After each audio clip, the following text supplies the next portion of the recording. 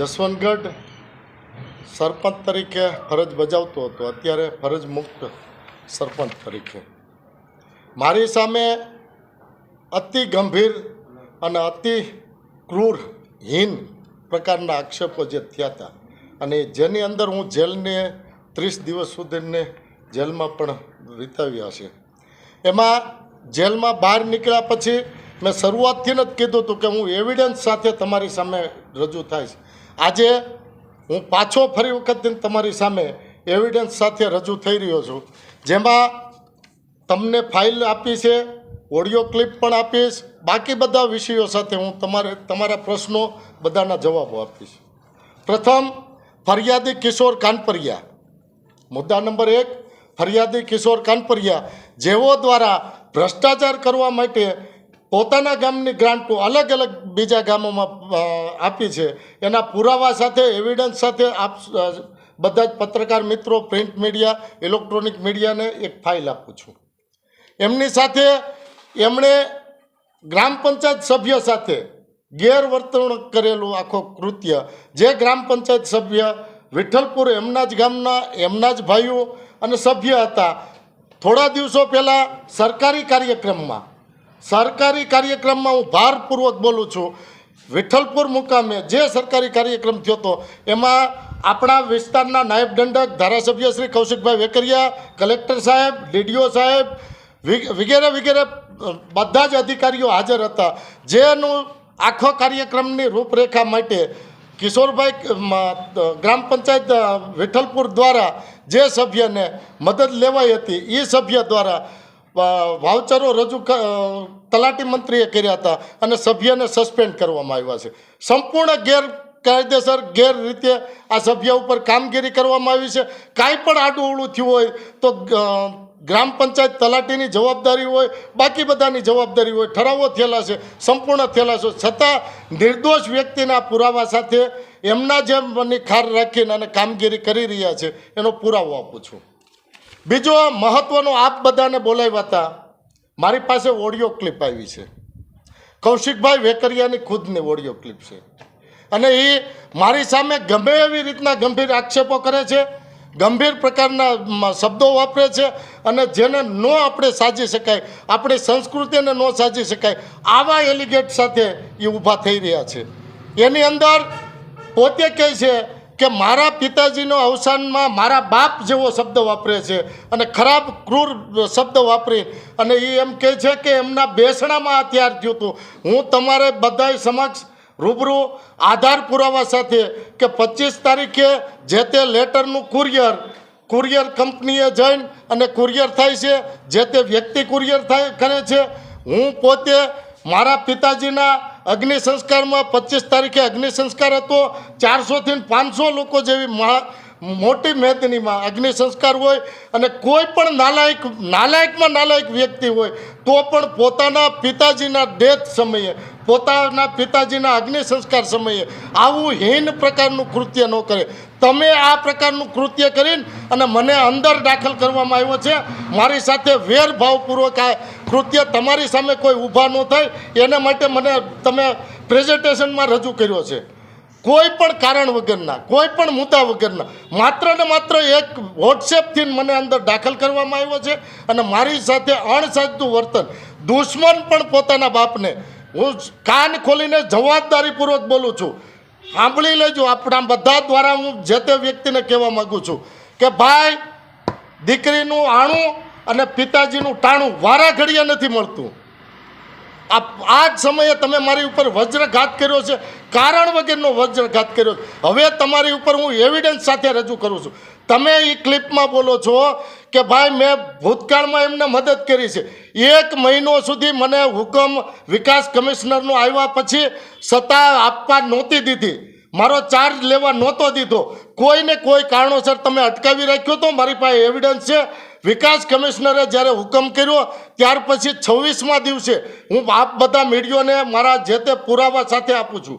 26મા દિવસે મને સસ્પેન્ડ કરવામાં, જેલમાં હોવ તમે 4 દિવસમાં સસ્પેન્ડ કરો છો. રાત્રિના તમે નોટિસો બજાવો છો, રાત્રિના તમે ધરપકડ કરવા આવો છો અને 26 દિવસ સુધી તમે ચાર્જ નથી આપવા દેતા. 26મા દિવસે સુડતાલીસ લાખ રૂપિયાનું ચૂકવણું થયા પછી આ ઓન રેકર્ડ છે.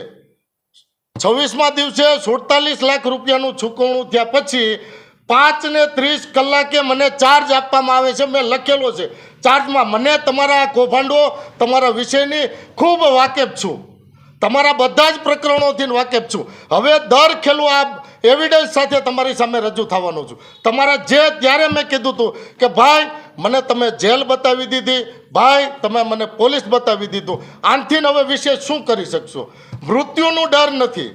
આ ગામની અંદર મારો પરિવાર, હું છેલ્લો વ્યક્તિ એવો છું કે મારા બાકી બધા જ આખા પરિવારો અલગ અલગ કોઈ પણ જગ્યાએ ધંધામાં છે, જાહેર જીવનમાં નથી, એટલે બાકીનો મને ડર નથી. એટલે આ તમે આપ બધા દ્વારા, મીડિયા દ્વારા એમને સ્પષ્ટ કહેવા માગું છું કે ભાઈ આ સાથે હું આગળ વધી રહ્યો છું. ત્યાર પછી હજી તો રાત્રિની લેટર ધરપકડની સહાય સુકાણી નથી, ત્યાં તમે અમારા સ્ત્રી સરપંચને સસ્પેન્ડ કરવા નીકળ્યા છો અને રાત્રિના 10-15 કલાકે એવું ક્યું ભાઈ આપ તૂટી પડે છે? તમે રાત્રિના 10-15 કલાકે તમે તમારા કર્મચારીઓને જિલ્લા પંચાયત દ્વારા નોટિસ પાઠવવામાં આવે છે. રાત્રિના 10-15 કલાકે સ્ત્રી સરપંચની ત્યાં હજી તો આ રાત્રિની ધરપકડની દીકરીની સહાય સુકાણી નથી, ત્યાં તમે આવું કૃત્ય કરો છો? આ ભાઈ જિલ્લા પંચાયતના પ્રમુખ, સાંસદ શ્રી, તમારી સંપૂર્ણ જવાબદેહી છે. તમે ડબલ હોદ્દા ભોગવો છો. આ જિલ્લાની દુર્ભાગ્ય છે 27 લાખ પબ્લિકનું. તમે ધારાસભ્યથી ડરો છો. તમે તમારા નિવેદનમાં કહો છો કે મને ધક્યા હતા. આ તમારા પોતાના છે. તમે એમ કહો છો કે 2 દિવસથી અમે એમની પાછળ પડ્યા હતા અને દૂધનું દૂધ, પાણીનું પાણી કરો. હું તમે સાબિત કરવા માગો છો? નાના લોકોને દબાવીને તમે તમારો અહમ સંતોષવા માગો છો? આ સ્પષ્ટ આધાર પુરાવા સાથે હું જ્યારે પત્રકાર પરિષદ કરી રહ્યો છું ત્યારે અમે જવાબ આપ્યો, અમારી ગ્રામ પંચાયત દ્વારા જવાબ આપવામાં આવ્યો. જવાબ આપ્યો એટલે પાછું ભાઈ ફેરવી તોડ્યું. જેમ પાયલ ગોટીના કેસમાં ફેરવી તોડ્યું હતું એમ પાછું ફેરવી તોડ્યું. તાલુકા પંચાયતને હુકમ કરી દીધો કે ભાઈ આ પૈસા તમે ભરી દો, જસવંતગઢ પંચાયતના ગ્રાન્ટમાંથી કાપી લેજો. તમારી પાસે અમે આધાર પુરાવા માંગ્યા હતા કે ભાઈ જસવંતગઢને હેના પૈસા દેવાના છે, તમે અમારા સરપંચને હેના સસ્પેન્ડ કરવાના છો? કેવી રીતના આ કામગીરી કરો છો? હજી તો સરપંચે ચાર્જ લીધો નથી ત્યાં તમે ધોડ્યા આવ્યા સરપંચને સસ્પેન્ડ કરવા? કેવી રીતના તમે વાત કરી રહ્યા છો? ક્યાં મુદ્દે તમે વાત કરી રહ્યા છો? કેટલું હળહળતું અન્યાય કરી રહ્યા છો? તમને પાવર આપ્યો, એ પાવરનો ગેરઉપયોગ કરી રહ્યા છો. એના આધાર પુરાવા સાથે હું રજૂ કરું છું.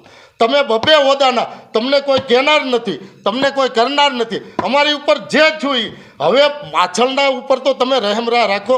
તમે કેવી રીતના હાલી રહ્યા છો અને કાયમિક માટે તમે જેવી રીતના કહો છો એવી રીતના. ત્યાર પછી મારી સામે શું કામે આટલી બધી તપાસ, આટલી બધી શું કામે હાલે છે? મેં આ જ તાલુકાની અંદર ભ્રષ્ટાચાર વિરોધી જે આરટીઆઈ કરી છે એ પણ એની અંદર સામેલ કરી છે. તમને ફાઇલ હું બધા જ મીડિયા મિત્રોને ફાઇલ સાથે જવાબદારીપૂર્વક કહું છું કે આ બધા જમાં સરકારી ક્યાંય ને ક્યાંય મોહર લાગેલી છે, ક્યાંય ને ક્યાંય અધિકારીઓના સહી સિક્કા થયેલા છે. આ તમારી સામે એવિડન્સ સાથે હું રજૂ થઈ રહ્યો છું. ત્યારે આપ બધા મીડિયા મિત્રોને કાંઈ પણ પ્રશ્ન હોય તો હવે જવાબ દેવા ત્યાર છું. ઓડિયો ક્લિપ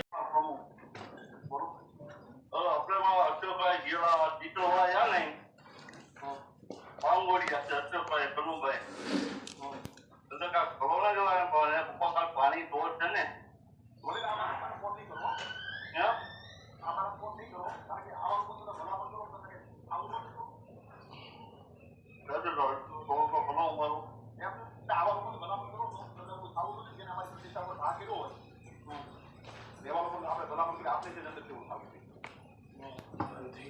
તમારી પેલે કામ દીકરી બે દીકરી ઘા કર્યો હોય એની ભલામણ કેવું લાગે?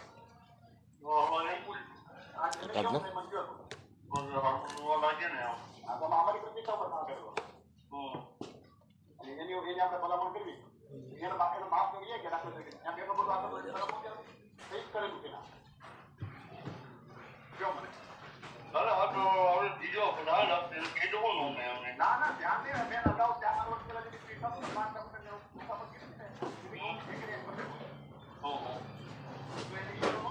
જેલમાં જવું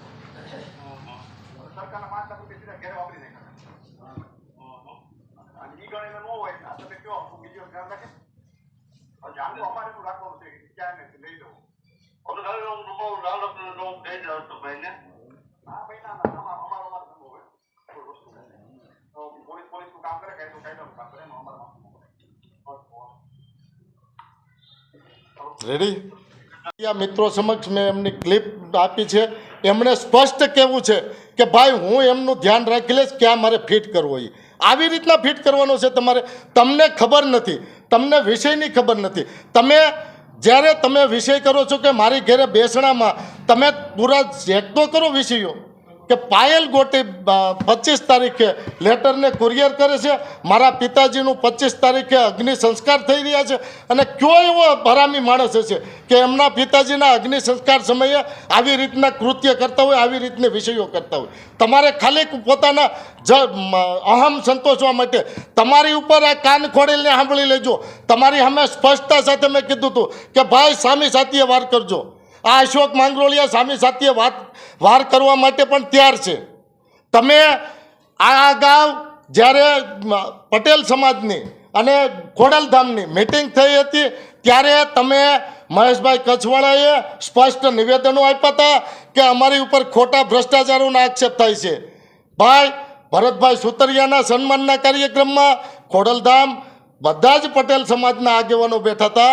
એની અંદર તમે કહેતા હતા કે અમારી ઉપર આક્ષેપો થાય. મેં તો ત્યારે નહોતું કીધું. તમે ખુદ ક્યાંય ને ક્યાંય ખોટી રીતના આક્ષેપો થાય છે. આવા ખુલાસા કરતા ફરો છો ભાઈ. આજે પણ આ તમારી સામે ચેલેન્જ સાથે કીધું છે કે ભાઈ તમે પૂરી તારીખોની તો ડે ટુ ડે તો મેળવો. તારીખોની મેળવ્યા વગર કોઈ પણ હરામીમાં હરામી માણસ હોય તો પણ એમના પિતાજીની ડેડ બોડી એમના અગ્નિ સંસ્કાર વખતે કોઈ પણ દુશ્મન સામે ખરાબ નજર અથવા ખરાબ વિચાર ન આવતા હોય. બરોબર છે. આ સત્યતા સાથે અસ્તુ આપ બધા જ મિત્રો. સમગ્ર હકીકત 5 લાખ રૂપિયાની હું નિર્દોષ પુરવાર થયો હતો. આગામી મારે ટાવર બાબતનો વિષય હતો, ખાતું ખોલવું હતું. જે તે પૈસા બધા જ ઠરાવોથી બધા જ ચેકથી પૈસા ચૂકવાયેલા હતા. જે તે અલગ અલગ વ્યક્તિઓને ચૂકવાયેલા હતા. એમાંના અત્યારે ઘન કચરાનો નિકાલ થાય છે. એ બોગીઓ આ ગામની અંદર ફોગિંગ મશીન ફરે છે. આ ગામ પંચાયતની અંદર જે પંચાયત બિલ્ડિંગ બન્યું છે એમાં હાઈકોર્ટની અંદર કેસ દાખલ થયો હતો. એ કેસના વકીલ ફી આપેલી છે. અલગ અલગ દ્વારા કોઈને કોઈ સરકારી યોજનાઓ આજની તારીખે આ પૈસા વાપર્યા છે એને ચાલુ છે. આ બધા જ પંચાયતના ઠરાવ, ચેક અને વાઉચરોથી અપાયેલા પૈસા હતા. આ બધા જ વિષયો મારી સામે મેં તમને ઉચાપતમાં બાપભાઈ ફરિયાદી હતા જે રાજકીય હતું. મારી સામે 2 વખત એમની ડિપોઝિટ પણ ગયેલી છે. 2 વખત ડિપોઝિટ ગયેલી છે. રાજકીય વિષય હતો, ઉચાપતની ફરિયાદ હતી. જે મારે આ ભાઈ એમ કહે છે કે મેં એને મદદ કરી હતી. હાઈકોર્ટમાંથી હું હુકમ લાવેલો છું. હાઈકોર્ટમાં ભાઈ તમારી મદદ થતી હોય તો મને ખબર નથી, કે લેટર લખ્યા હોય તો ખબર નથી. સાબિત કરો. હું જાહેર જીવન છોડી દેવા તૈયાર છું. તમે ક્યાંય મદદ તમે કર્યું એટલું કે ભ્રષ્ટાચારીઓને સાવર્યા છે. નહીં, ગ્રામ પંચાયતમાં મારી સામે સરપંચ તરીકે લડ્યા હતા અને એમની ડિપોઝિટ પણ ગયેલી હતી. આ ઓન રેકર્ડ છે. રાજકીય ફરિયાદ હતી, રાજકીય વિષય હતો. એમાં કહેનાર વ્યક્તિ મદદ મને કરી, એમણે એમને સપોર્ટ આપેલો હતો. આજે ઓડિયો ક્લિપ છે એ કોણ વાત કરે છે? કૌશિકભાઈ વેકરિયા અને સુરતના પ્રમુખ વાત કરે છે. એક વોર્ડના પ્રમુખ વાત કરે છે. શું ભલામણ કરે છે કૌશિકભાઈ? મારા પિતાજીના પાણી ઢોળ મેં તમને પહેલાં કીધું એમ કે દીકરીનું આણું અને બાપનું ટાણું આ વારા ઘડીએ મળતું નથી. આમાં સ્વાભાવિક રીતના માનવતાના મૂલ્યે એમણે ભલામણ કરી હતી કે ભાઈ તમારો જે મુદ્દો હોય તે આને માટે તમે 1-2 કલાક એમને સમય આપો, જેથી કરીને એ એમનું તર્પણ કરી શકે. એમાં પણ એણે જે શબ્દો વાપર્યા છે હું આપ બધાને ઓડિયો ક્લિપ સંભળાવી એ જ પ્રમાણે પેનડ્રાઈવ અને વોટ્સએપથી તમને બધાને મોકલીશ. તમે ડીજીપીને મળવા ગયા હતા, ત્યાં શું આખું પ્રકરણ થયું? ડીજીપીને મળવા ગયા ત્યારે અલગ અલગ જે કાંઈ વિષયો એમના મેં ત્યારે પણ કીધું હતું કે ભાઈ આમના પીએ જે તે જગ્યાએ હાજર છે. રવિવારનો દિવસ છે, સરપંચો હાજર છે. રવિવારના દિવસે ક્યાંય પણ ગવર્મેન્ટ કચેરીઓ ચાલુ ન હોય. ગ્રામ્ય વિસ્તારમાંથી જે તે લોકો આવે છે એ માત્ર ને માત્ર એ એમ કહેતા હોય કે સરઘસ નહોતું તો આ સરઘસ કાઢ્યું. એમના કહેવાથી કાઢ્યું. એમના કૌશિકભાઈ વેકરિયાના પીએ હાજર હતા, ભરતભાઈ સુતરિયાના પીએ હાજર હતા. પીએ એટલે પોતે હાજર હોય, આ સ્પષ્ટતાવાળી વાત છે. હવે શું આગામી? આગામી દિવસોમાં આવી રીતના હું તમારી સામે જેમ એવિડન્સ સાથે હાજર થયો, ખૂબ ઝાઝા પ્રમાણમાં મારી પાસે એમના પૂરતા પુરાવા સાથે હું હાજર થઈ રહ્યો છું. આગામી દિવસોમાં પણ આવી જ રીતના પત્રકારો પરિષદ બોલાવી અને એવિડન્સ સાથે તમારી સામે કે જેને ચેલેન્જ ફેંકી ન શકે. અમારી ઉપર તમે પીઠ પાછળ ઘા કર્યો છે, અમારી ઉપર ખરાબ સમયે ઘા કર્યો છે, પણ અમે તમે ત્યારે પણ કીધું હતું કે ભાઈ તમે હવે ખુલ્લી સાચીએ હાલજો. અમે તમને અવારનવાર આ રીતના પુરાવા સાથે અમે તમારી સામે મીડિયા સમક્ષ, પત્રકાર મિત્રો સમક્ષ, પ્રિન્ટ મીડિયા તેમજ ઇલેક્ટ્રોનિક મીડિયાને બધા જને પૂરેપૂરી માહિતી આપશું. આનંદ યાજ્ઞિકે આજે કીધું છે કે હાઈકોર્ટમાં જઈશું કાલે, શું કહેશો? આગામી દિવસોમાં કેવી રીતના હાલીએ છીએ એની ઉપર આપ બધા જને તબક્કાવાર સમયે બધું જ માહિતી આપતા રહીશું.